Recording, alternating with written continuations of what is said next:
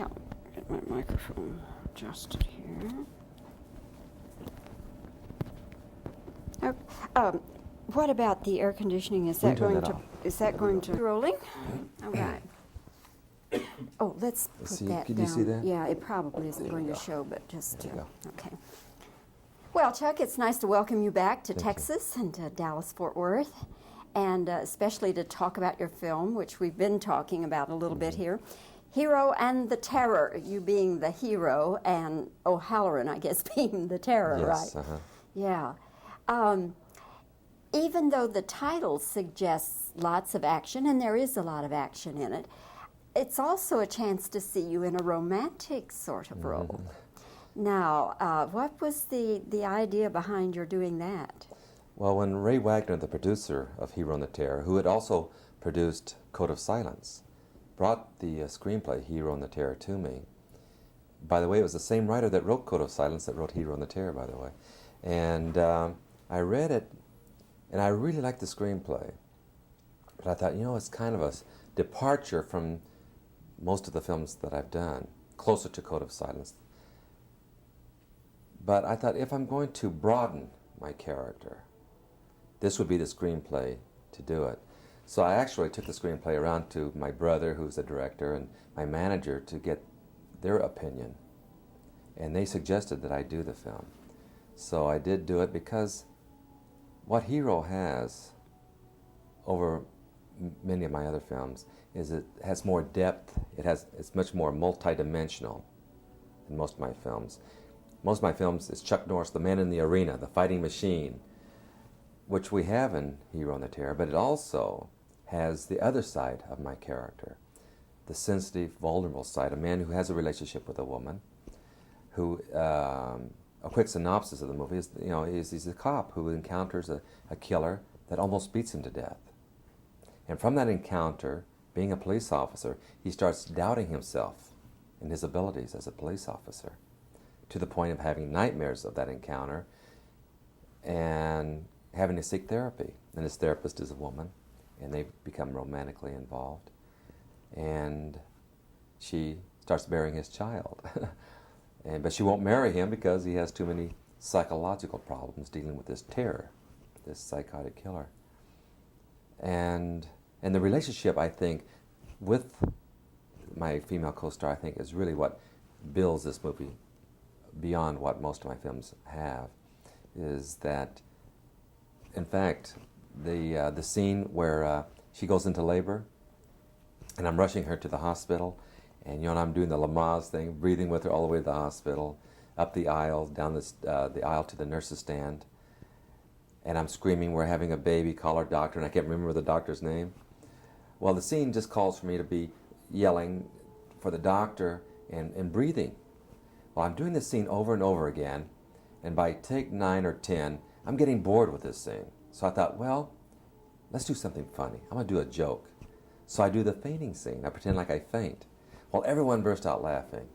And so when the film was being edited by the director, he calls me up and says, "Chuck, we're going to leave the fainting scene in the movie." And immediately I said, "Oh, no, I don't think so." I said, "I don't think that's a good idea. I don't think it's going to look good for Chuck Norris to faint on the screen." And he said, "Believe me, it looks good." And he says, "Please come in and look at it." So I go in and I look at the scene, and I reflect back to when my wife had her first child. And I'm in the hospital, and she's in labor, and she's in pain, and I'm there trying to console her, and the helplessness I felt of not knowing what to do to help her. And here I am, a karate fighter, And as I'm looking down on her, trying to console her, I felt the blood draining from my face, and I felt myself getting lightheaded. And I had to go to the bathroom and put water on my face. And I thought, well, it's amazing how it parallels a situation that happened in my life. So we did leave it in there, and it's one of the more talked about scenes. And I think any woman that has had a child is going to relate to what she is going through. And I like that in the film. And the actress who plays opposite you saying, "I'll never go through this again." Right. I'm sure every woman said that. Absolutely. It's amazing because my wife saw Hero and the Terror, and she's really not into action movies.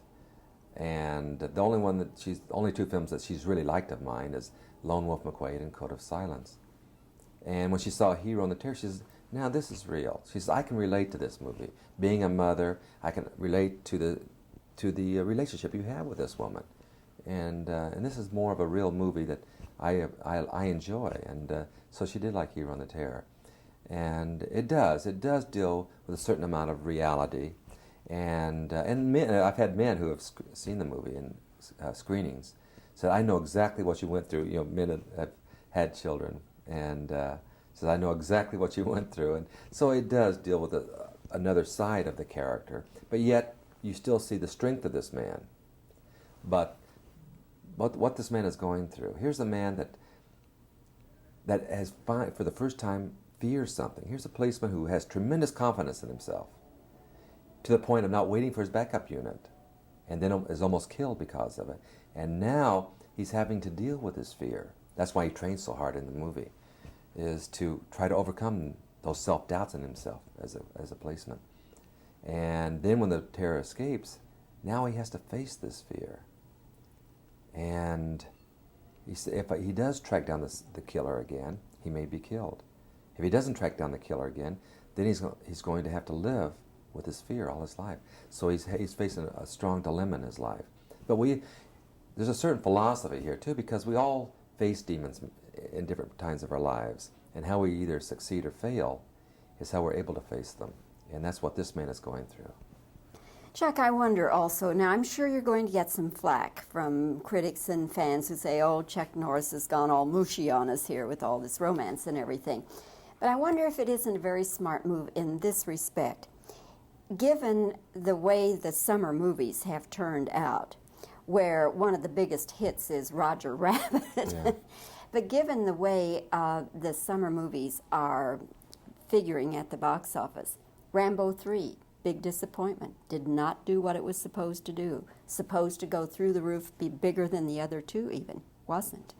So I wonder if maybe the public isn't swinging back a little, getting away from the violence and the hard-hitting action. I think everything goes in cycles.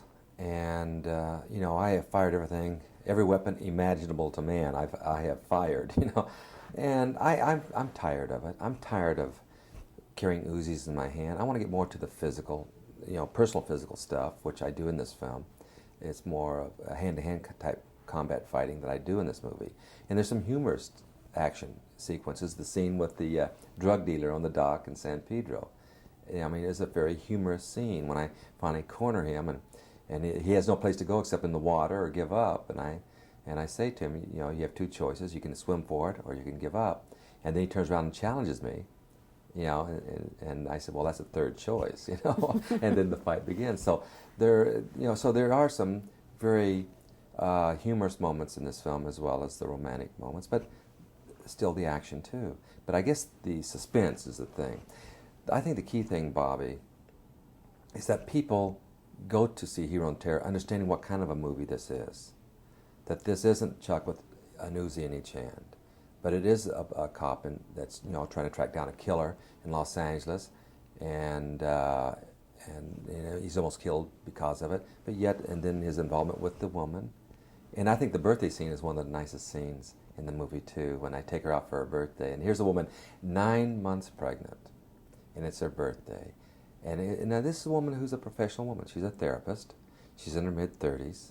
And for the first time, she's in love, and for the first time, she's expecting a baby. And and my wife, was relating. She says, "I know that stomach's so big, and every time you turn around, you're hitting somebody or hitting something with that stomach." And that's what she's going through in the restaurant.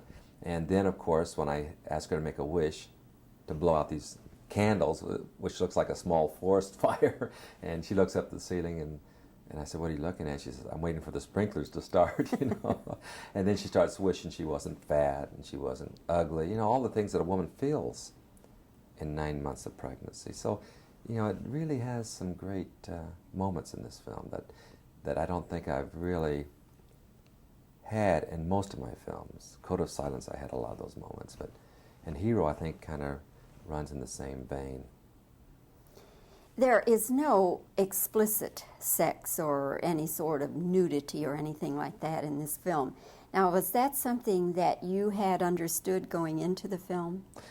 Yeah, if I'm going to do a romantic scene on the screen, that's exactly what I want. Not sex, but romance. You know, we've had so much sex on the screen, you know, there's nothing you can do that's going to make anyone's eyelids raise up anyway. And I'm more in the romance. You know, I want to show the tenderness and the love between two people, not the sexual moments.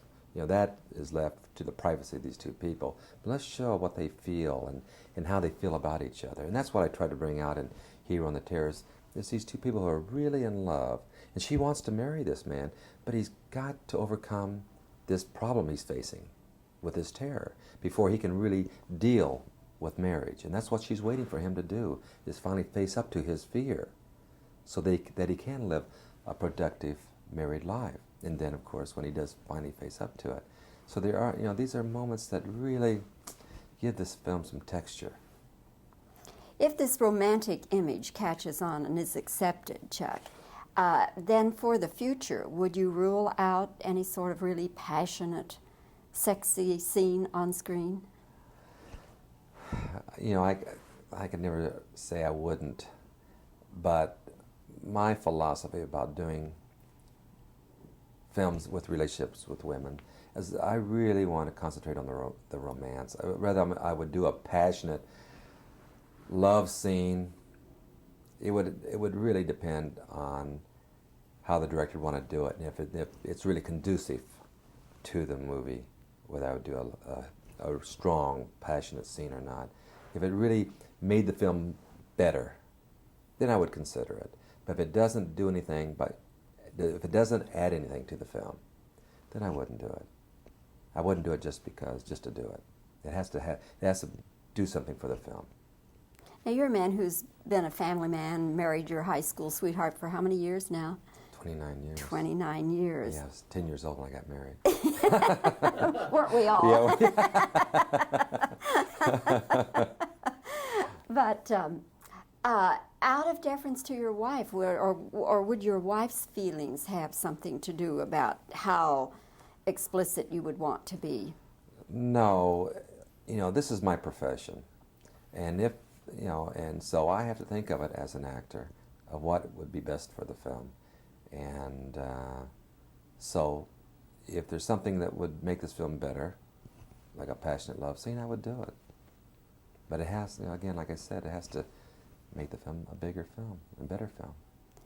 I couldn't help but just be reminded when there is the scene where the two of you go into the bedroom and you close the door. Yeah. And then she says, "Oh, you haven't forgotten."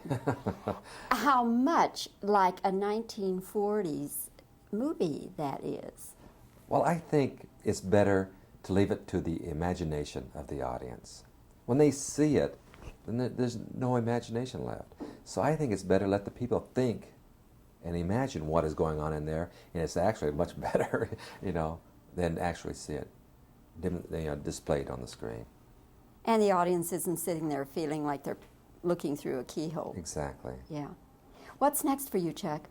I'm doing a film in the Middle East called America's Red Army, and it's a story about a crisis materializing in the Middle East that is threatening the world as a whole, that forces Russia and the United States to cooperate together and bringing their two fighting units, the Spetsnaz, which is like the American version of the Delta Force in Russia, and the Delta Force together to work cohesively together against this common enemy. Now here's two units who have trained to kill each other, now are being forced to come together to work in unison against this common enemy in the Middle East. And the whole story is about them trying to blend together as a fighting unit. Back to the Uzi guns. Yeah, but I think the story idea that hasn't been done before, here's between a cooperation between two countries who are ideology-wise is totally different. Romance in this one? I don't know. I haven't seen the screenplay. This is just the synopsis of the story that they gave me, and they're writing the screenplay right now. So I really don't know what the full context of the film is going to be, but this is the basic foundation of the story. And where will you shoot in the Middle East? I guess they're still looking for locations. I'm not really sure what areas of the, because I know they're over there scouting locations right now. But with this writer's strike, it kind of held everything at bay. So now they're working full force on trying to get the screenplay finished. Well, Chuck, as always, it's fun to talk with you. Thank You're you. a good interview. What did you think of Hero? You know, being a woman, you know, and all this. Because I'm always curious, because Hero is also not only caters to the hardcore Chuck Norris fans, hopefully it will also cater to people that have not had an interest in seeing the film. I liked the relationship Did you like between the you relationship? and the woman, yes. And I could certainly appreciate what the man was going through, because I think that this is something that so many law officers live with, are these They do. recurring nightmares. And the O'Halloran character. Isn't he something? Ooh. Yeah, Jack O'Halloran, who plays the terror in this film, you know, he's about 6'7", about 280. And he's extremely strong. He's an ex-football player, pro football player, and an ex-boxer. And he's extremely strong. And it was very fortunate that I was in good physical shape for this film, because, you know, some of the action we do was very, very physical. And I had a hard time staying up with this big guy. Yes, the suspense to the picture.